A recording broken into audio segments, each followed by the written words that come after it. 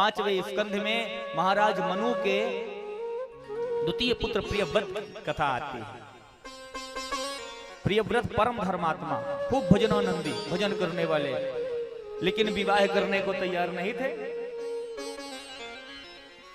ब्रह्मा जी आए और फटकार लगाई, बेटे विवाह क्यों नहीं कर रहा? अरे नाती पोते मैंने इसलिए थोड़ी पैदा किए हैं कि विरक्त हो जाओ, सृष्टि को बढ़ाने के लिए ही किए हैं। बोले मेरी इच्छा नहीं है, मैंने सुना है कि विवाह करने के बाद भजन नहीं हो सकता। बोले किस मूर्ख ने कहा कि विवाह होने के बाद भजन नहीं हो सकता? अरे बेटा, जरूरी थोड़ी है कि जंगल जाकर के ही भजन हो, घर में रह करके भी आप भजन कर सकते हो। कहते हैं जिनकी नीयत अच्छी है उन्हें हर जगह भगवान मिल जाते हैं, लेकिन जिनकी नीयत अच्छी नहीं है वो बड़े बड़े आश्रम बना करके भी, एकांत जंगल में जा करके भी माया के चक्कर में ही पड़ जाते हैं। एक पंजाबी संत हुए हैं बुल्ले शाह जी, वो कहते हैं जे रब मिलदा जंगल भाग्य, मिलदा गवा बच्चियां, जे रब मिलदा नहतियां धोतियां, मिलदा डडुआ मच्छियां, बुल्ले शाह रब उन्हां नू मिलदा, बुल्ले शाह रब उन्हां नू मिलदा, जिन्ना दियां नियतां सच्चियां।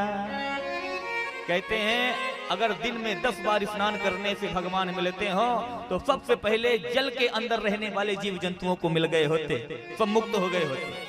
अगर जंगल में जाने से भगवान मिलते होते तो सबसे पहले जंगली जानवरों को मुक्त कर दिया होता।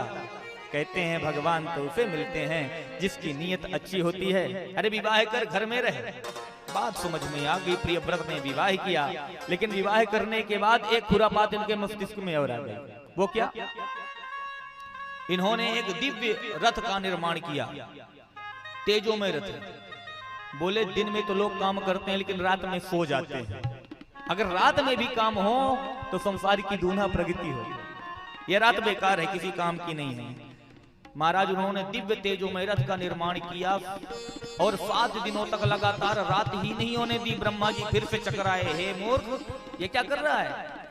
एक चंपत लगाऊंगा बुद्धि ठिकाने आ जाएगी, मेरी सृष्टि को बर्बाद करने में लगा हुआ है। अरे जहां दिन का महत्व है वहां रात्रि का भी महत्व है।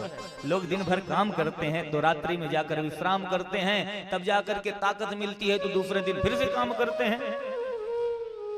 ब्रह्मा के द्वारा बनाई गई सृष्टि में कोई वस्तु निरर्थक नहीं है, सबका अपना उपयोग है।